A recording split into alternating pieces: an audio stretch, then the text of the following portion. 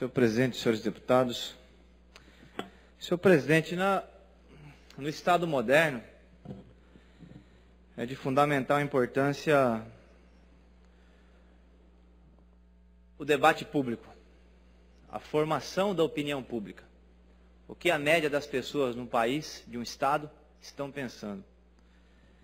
E como que se dá essa formação da opinião pública no Estado moderno? Se dá através dos jornais, da grande imprensa, os conhecidos meios de comunicação de massa.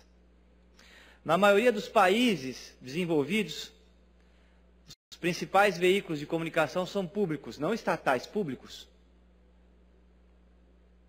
CBC em Londres, a RAI na Itália, e por aí vai. A única exceção é os Estados Unidos, que tem os grandes veículos de comunicação também na mão de empresas privadas, como é o caso do Brasil. Essas empresas privadas, elas precisam, para viabilizar o seu negócio, porque elas vendem o jornal, tanto a TV como o jornal impresso, as revistas, e precisam de anunciantes. Quem são os grandes anunciantes? Os grandes anunciantes não fazem parte e não são setores mais pobres da sociedade. Os grandes anunciantes são as grandes empresas, os bancos, as grandes empreiteiras e até as grandes multinacionais que trabalham dentro do Brasil.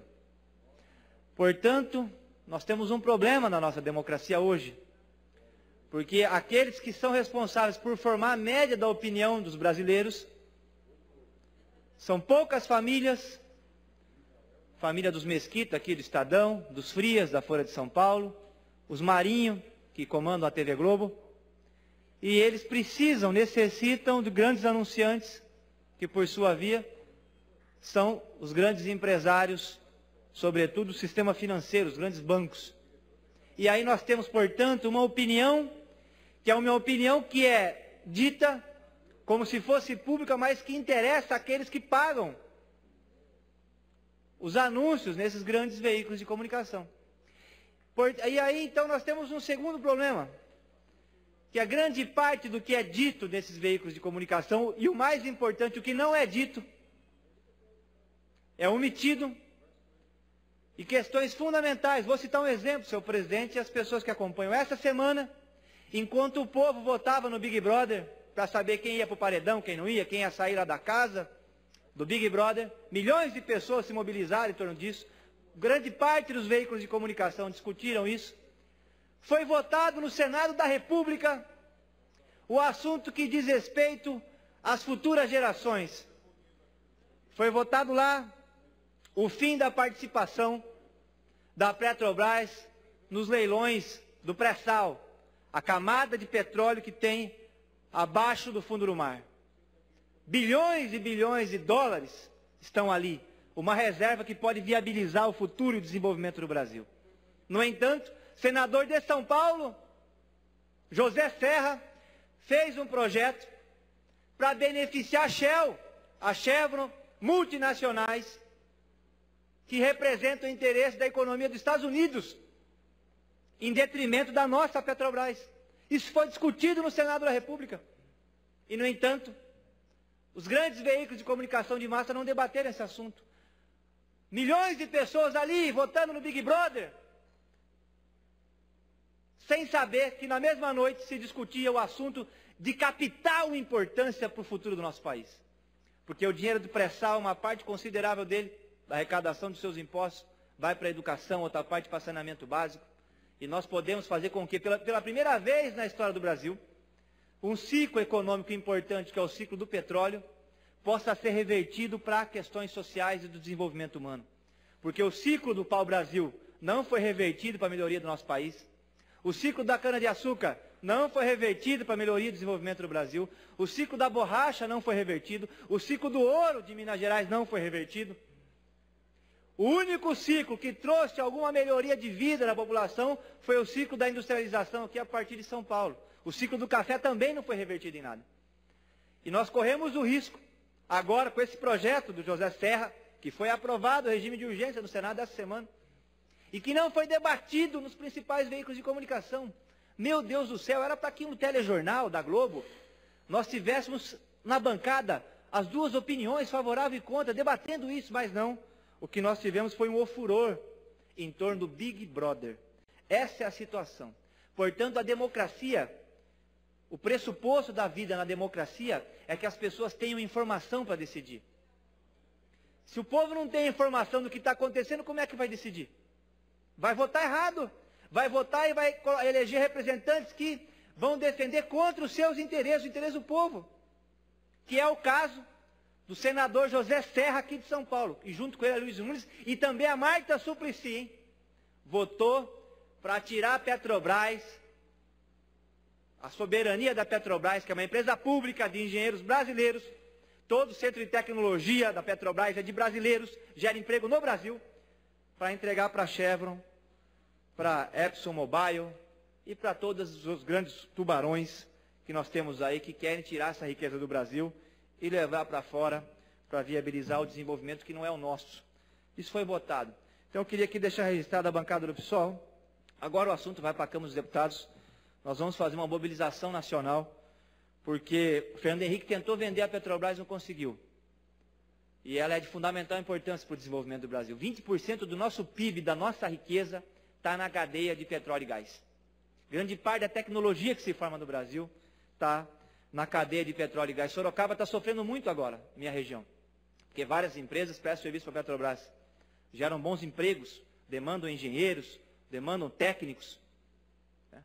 E agora que a Petrobras está passando por essa situação de um lado o problema da corrupção, do outro lado a queda no preço do barril do petróleo e também problemas de administração da Petrobras, nós já tivemos na região de Sorocaba 12 mil trabalhadores que perderam seus empregos, grande parte na cadeia de petróleo e gás. E para concluir, senhor presidente, como último orador, que eu já agradeço a tolerância de Vossa Excelência, eu queria dizer, mais uma vez, lamentar, porque nós precisamos discutir uma reforma tributária no Brasil, é verdade. E eu vejo muita gente do PSDB pregando contra impostos. Também é uma situação importante, nós pagamos muitos impostos no Brasil e, de fato, os impostos não são revertidos para as questões sociais. Mas o problema não é a carga tributária do Brasil. A carga tributária na França é maior do que a nossa. A carga tributária da Alemanha é maior do que a nossa. Do Japão é maior do que a nossa. O problema é quem paga os tributos no Brasil. E aí o centro da questão é a seguinte: grande parte dos nossos tributos são sobre consumo. O que é um grave equívoco, porque de um lado freia a economia, o desenvolvimento da economia, e por outro lado penaliza os mais pobres, porque a família do dono do Itaú, quando vai ao supermercado fazer a compra, paga o mesmo tributo que uma família que vive do Bolsa Família, recebe R$140 por mês para sobreviver. Então é completamente draconiano o sistema tributário nosso. E aí os tucanos, que estão sempre contra tributo, defendem lá, não falam da reforma tributária que precisa ser feita, que é para inverter, para cobrar imposto sobre o patrimônio, sobre herança. Não é? No Brasil se paga muito pouco, 4% de tributo de herança, na França é 40%, no Brasil é 4%. Agora trouxeram mais esse presente aqui, eu queria terminar com isso.